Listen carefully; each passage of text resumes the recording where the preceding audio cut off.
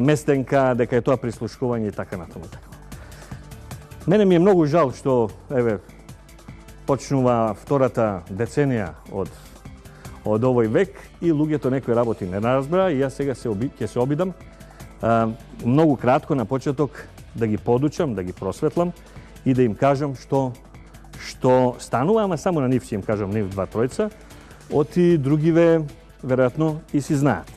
Значи, за оваа што е лепота никад не е дошла е пролазна, за овој активист магистер и за тој тамо што има весник, па не може, што се обиде со една година да има емисии, па не го направи својот гразда пратеник, еве им порака. Дојдете ваму, дојде камерата ваму.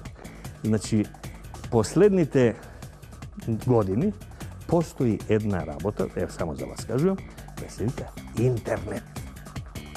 На интернет пак, исто повеќе години, постои една друга работа која се вика YouTube. Тоа другите луѓето викаат YouTube, меѓутоа вие полесно разбирате, се вика YouTube. Сега, на YouTube, кој е па на интернет, може да се најде се и се што. За мене, за луѓе, за Барак Обама, за Далај Лама, за Исус Христос, за кога сакате. За женски, машки, големи, мали, за сите. Меѓу другото, таму ако кликнете и ако си ја знаете својата професија, ако барате, ако истражувате, значи јас сметам дека голем дел имам во себе истражувачко новинарство, ќе си откриете најразлични работи, меѓу другото и оваа гласовна порака на собственикот на тие повеќе медиуми и ќе можете да видите од каде е дојдено. Значи ниту полиција снимала, ниту некој ми дал диск, нити некој ми дал, ништо. Што тоа? Некој на состанок очигледно така се слушаат повеќе гласови, на состанок на повеќе вработени или уредници од повеќе медиуми, кај што тој ги свикал, тој им држи еден говор, некој очигледно незадоволен, го извадил телефонот, има едно копче, сика рец. За вас да ви е поедноставно, или некој рекординг. Тоа, ама овие за YouTube, тоа е рец. И ќе стиснеш рец и снима. И снимал човекот. И тоа после, веројатно некој незадоволник од таа фирма, го објавил.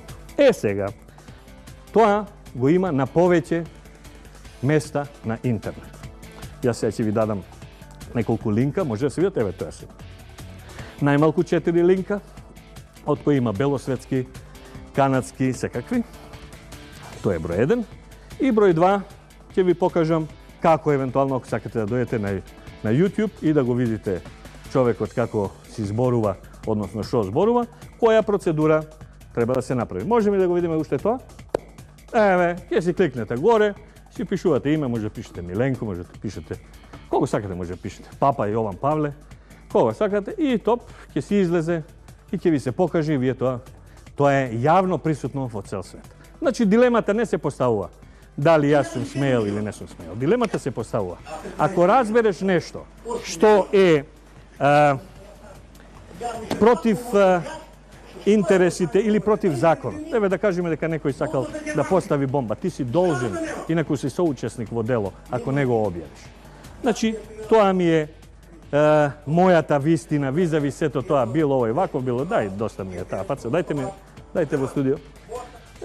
Значи, тоа е вистината и со тоа јас би прекинал, искрено да ви кажам. Значи, оваа држава има многу поважни работи, овој народ има многу поисториска шанса да докаже во овој момент да ја направи желбата на стотици генерации да ја направи вистина, за да може да се занимава со овакви мизерни фигури. Две работи на крајот.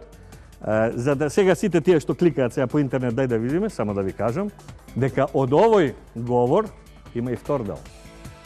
Во вториот дел, јас сакав да го емитам идната недела, ама викам ајде. Сега ќе си го најдете, сами ќе си видите. Вториот дел кажува меѓу другото. Зошто не плаќа давачки кон своите вработени? Кога ќе плати дел од давачки? Кој давачки воопшто нема да ги плати? Ако некој оди да работи во друга фирма, дека ништо нема да му плати и така натаму. Меѓу другото кажува зошто Минчо Јорданов ја отворил Нова Македонија и кого сакал со тоа да уценува и како.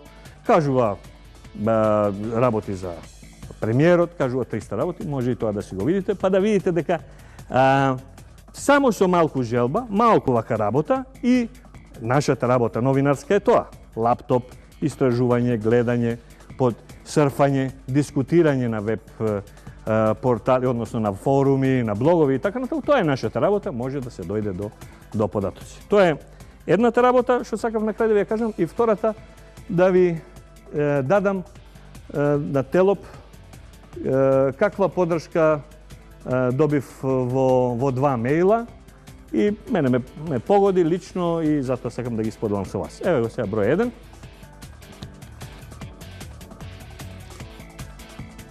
Значи, лицето кој пред известно време во својот весник Дневник објави одвратен текст во кој напише дека Илинденското востание било обична глупост, а славниот Даме Груев бил пијаница, што предизвика огромен револт во македонската јавност.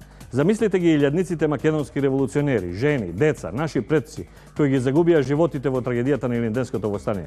Помислите барем за миг на овие херои, помислите и на силуваните девојки, и на запалените села и така. А одеднаш потоа помислите и на божемниот аналитичар, магистар и активист. Тоа е едното што го добив. И уште една, ајде молам. Здраво царе, само да те известам дека од мене имаш, тоа е некој си, нели? Целосна поддршка и во текот на денот и потоа ќе ти испратам неколку предлози за да ми одговори. Значи тоа е една комуникација. Само напред и не се давај.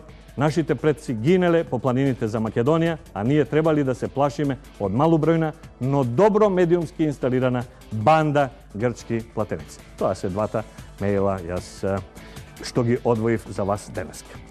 Толку е околу овој проблем, го ставам на страна, се фокусирам на државата